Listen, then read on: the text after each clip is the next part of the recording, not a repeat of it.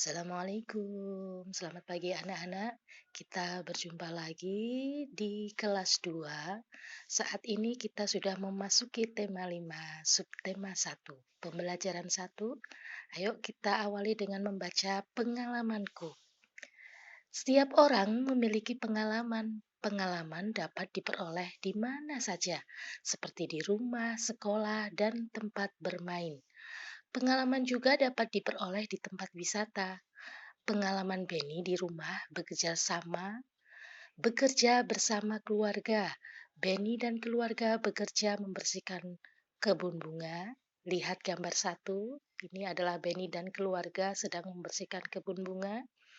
Kemudian Benny di sekolah pernah menang lomba. Benny menang lomba baca puisi. Lihat gambar 2. Ini adalah pengalaman Benny memenangkan lomba puisi. Kemudian, Benny juga berpengalaman di tempat bermain. Pengalaman bermain galah asin. Galah asin dilakukan di lapangan. Lihat gambar 3, ini adalah Benny dan teman-temannya sedang bermain galah asin. Ini merupakan pengalaman Benny yang ketiga. Kemudian, Benny berpengalaman juga di tempat wisata. Benny pernah pergi ke Raja Ampat. Lihat gambar 4. Ini adalah pengalaman Benny ketika wisata di Raja Ampat. Kemudian di halaman berikutnya, ini sudah melalui subtema 1 ya, pengalamanku di rumah. Liburan semester 1 telah usai. Saat liburan, Benny asyik membantu ibu di rumah. Benny membantu ibu, ayah, dan kakak. Benny membantu ibu memajang jam dinding. Benny membantu ayah memperbaiki motor. Benny membantu kakak membersihkan kamar. Perhatikan kegiatan Benny berikut. Nih, ayo mengamati. Apa yang dilakukan Benny? Nih, gambarnya adalah membantu ibu memajang jam dinding. Sesuai bacaan ini, Benny membantu ibu memajang jam dinding. Kemudian, pernahkah kamu melakukan kegiatan tersebut? Kalau kamu pernah, dijawab pernah. Kalau belum, jawab saja belum. Tidak apa-apa. Kemudian kita memasuki pembelajaran 1. Jam dinding di rumah Benny mati. Ibu minta tolong Benny mengganti baterainya. Jam dinding terjatuh saat dijangkau. Benny minta maaf kepada ibunya. Ayo mengamati. Dengarkan teks percakapan yang dibacakan gurumu. Dengarkan dengan seksama. Nah, sekarang Bu Guru akan menampilkan teks percakapan yang dimaksud. Ini adalah percakapan antara Ibu Benny dan Benny. Benny, coba lihat jam dinding di rumah, nak. Ya, Bu. Benny sambil melihat jam dinding. Wah, jarumnya berhenti bergerak, Bu. Kalau begitu, apa yang harus dilakukan? Benny harus mengganti baterai dengan yang baru, Bu. Maukah Benny mengganti baterainya? Mau, Bu. Benny naik di atas tangga. Hati-hati ya, nak. Ya, Bu. Saat menjangkau jam dinding, Benny kurang hati-hati. Wah, jamnya retak. Maafkan Benny, Bu. Benny kurang hati-hati dalam mengambil jam dinding, sehingga jam dindingnya terjatuh. Ya, nak, ke depannya Benny harus lebih hati-hati dan tidak perlu tergesa-gesa. Itu antara percakapan Benny dengan ibunya. Kemudian, sudahkah kamu mendengarkan teks percakapan? Tadi sudah ya. Buatlah pertanyaannya. Kamu bisa membuat pertanyaan apa saja dan mintalah temanmu untuk menjawabnya. Dan di sini Bu Guru ingin mengasih contoh. Mengapa Benny minta maaf kepada ibunya? Jawabannya adalah karena Benny menjatuhkan jam dinding. Kalian bisa membuat pertanyaan dalam bentuk apapun. Silahkan ya. Kemudian ini ada bentuk pertanyaan lain. Setelah percakapan di atas kita dengarkan ya, dengarkan percakapan di atas. Jawablah pertanyaan berikut. Ya. Apa yang terjadi dengan jam dinding? Jam dinding yang dilihat Benny jarumnya berhenti bergerak. Siapa yang mengambil jam dinding? Benny. Mengapa jam dinding jatuh? Jam dinding jatuh karena Benny kurang hati-hati saat mengambil jam dinding tersebut. Bagaimana cara mengambil jam dinding? Benny mengambil jam dinding dengan cara naik di atas tangga. Benny telah menjatuhkan jam dinding. Apa yang dilakukan Benny kepada ibunya? Benny meminta maaf kepada ibunya. Ayo berlatih. Ya. Gambar berikut menunjukkan sikap santun. Sikap Benny santun kepada Ibu Mel. Latihlah dirimu seperti Benny dan ibunya. Benny menggunakan bahasa yang santun dalam meminta maaf. Coba lakukan bersama teman sebangkumu. Ini contoh cara melakukan sikap santun kepada orang lain. Ya, jadi dengan berkata dengan sopan. Ya, si Benny ini kan setelah menjatuhkan jamnya dan menjadi rusak, dia meminta maaf dengan sopan santun dan dengan berterus terang.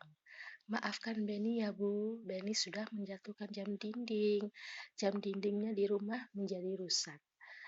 Dan ibunya pun dengan santun menjelasnya, tidak dengan marah-marah. Ya, ya nak, tidak apa-apa. Ibu sangat berterima kasih karena kamu sudah menolong ibu. Lain kali hati-hati, kamu tidak perlu tergesa-gesa.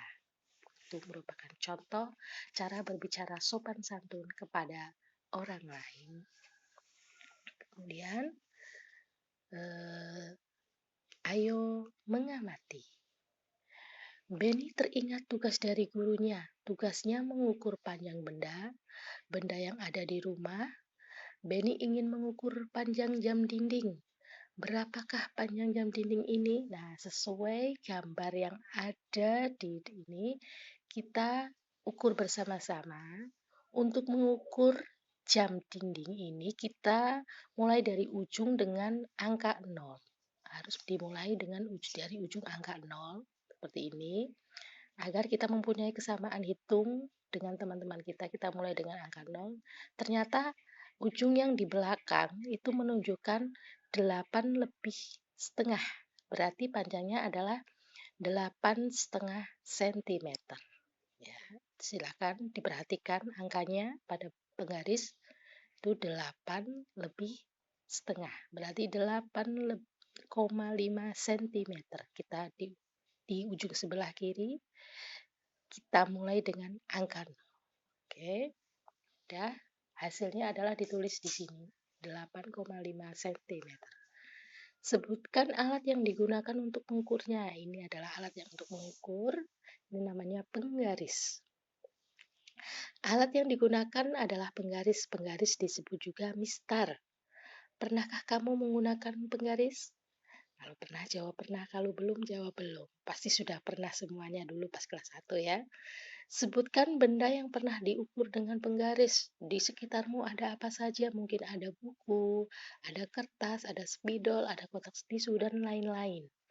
Sebutkan satuan ukuran yang ada di penggaris. Satuannya adalah sentimeter.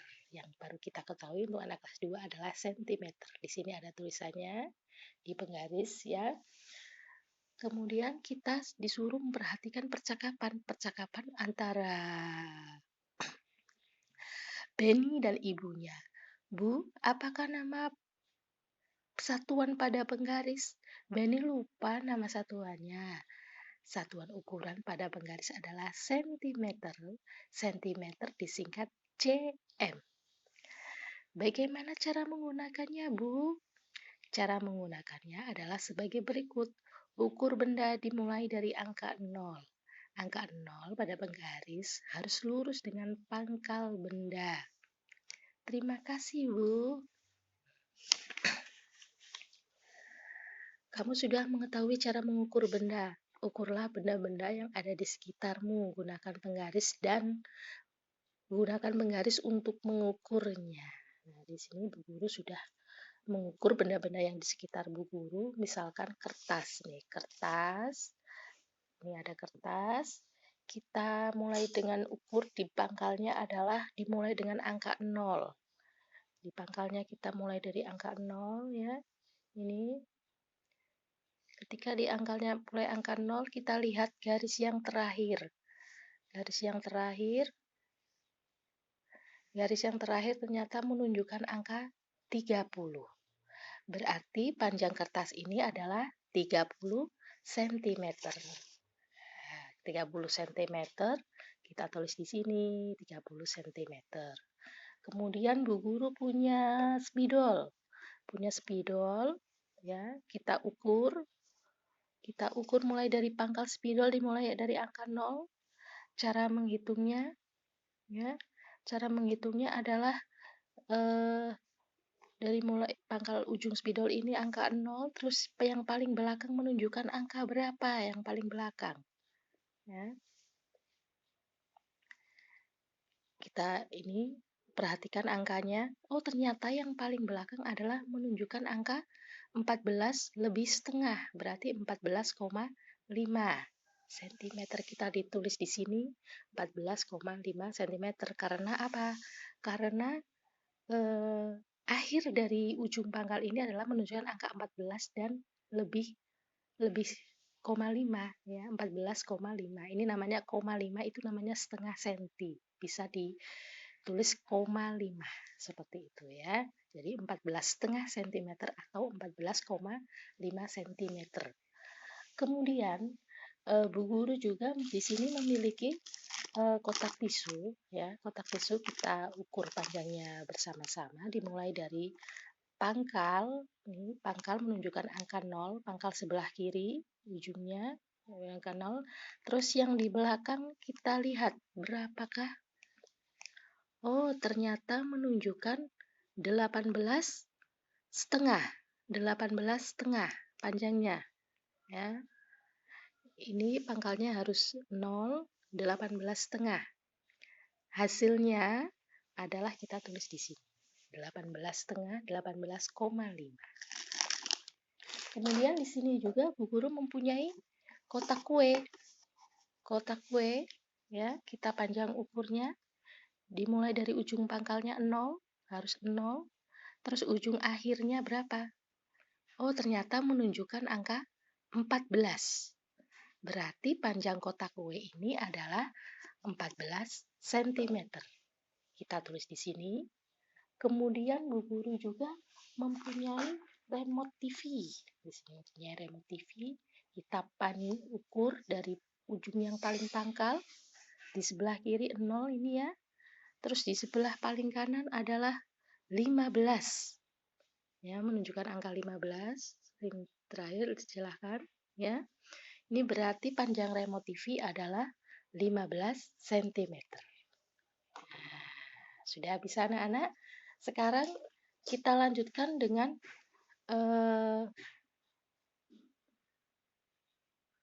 ayo berlatih.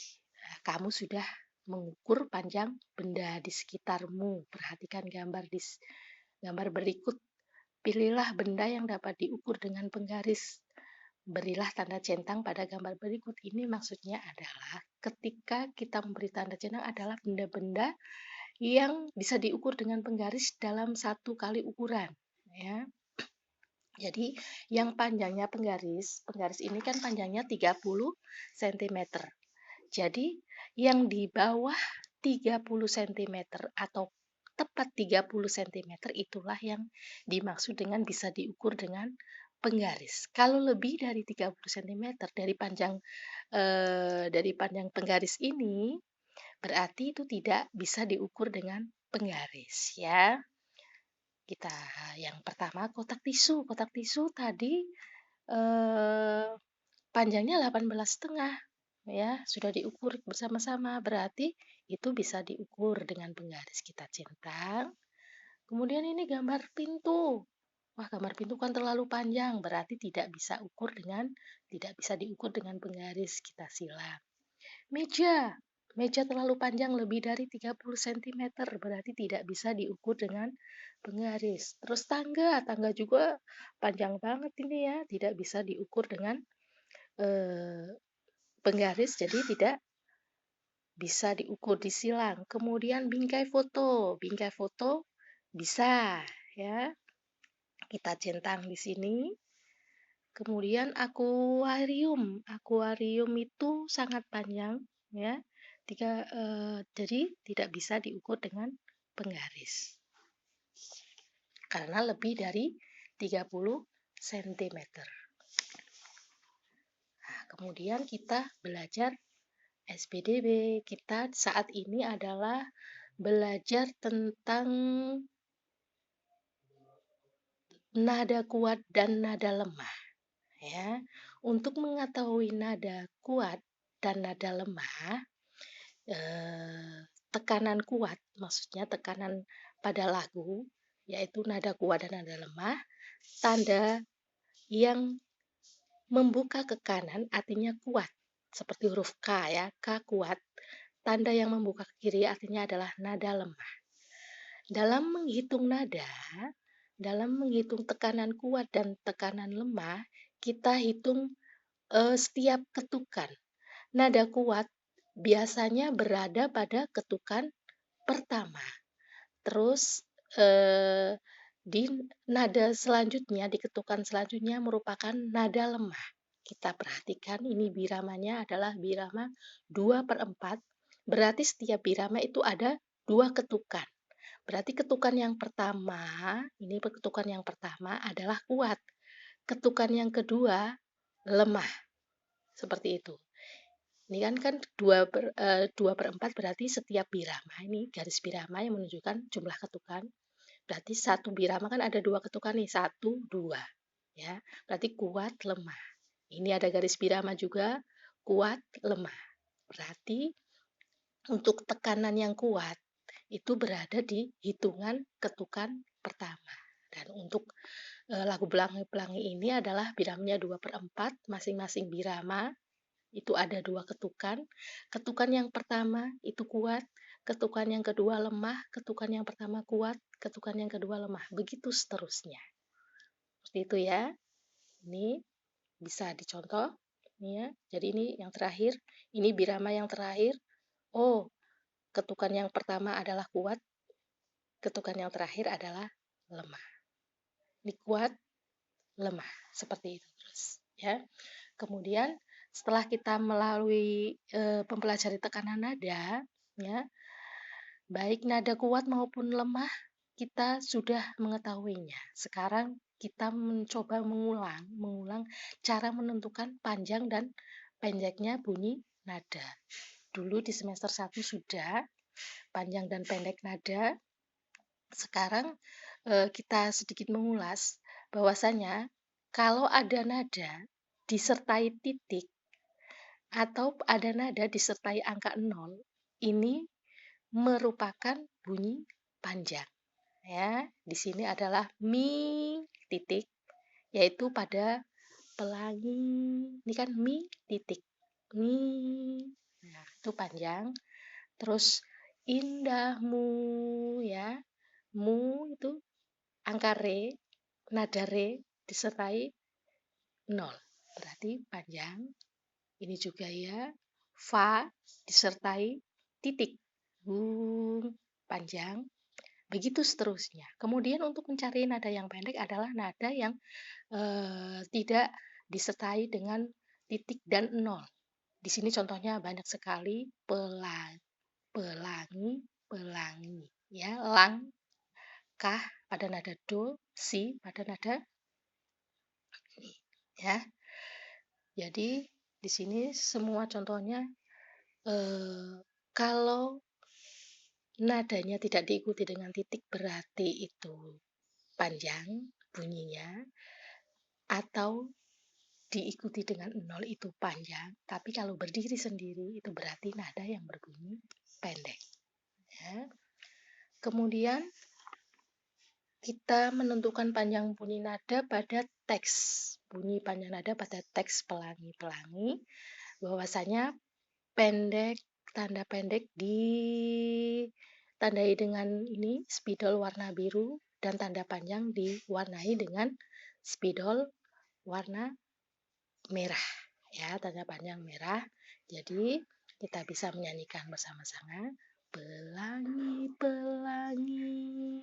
Ini merah karena panjang. Alangkah indahmu. Merah, kuning, hijau, di langit yang biru. Runya panjang. pelukismu agung. Gumnya panjang, tanda merah. Siapa gerangan pelangi. Nilanya panjang. Pelangi, pelangi. Dikasih merah ya, karena panjang. Yang biru ini adalah pendek. Pelangi, pelangi, ciptaan Tuhan. Nah, situ silahkan praktikkan dengan teman-temanmu atau dengan orang tuamu di rumah mengenai praktek mengukur panjang benda dan mengetahui panjang pendek lagu. Sekian dari Bu Guru. Yang belum subscribe silahkan subscribe agar bisa mengikuti pembelajaran selanjutnya. Wassalamualaikum.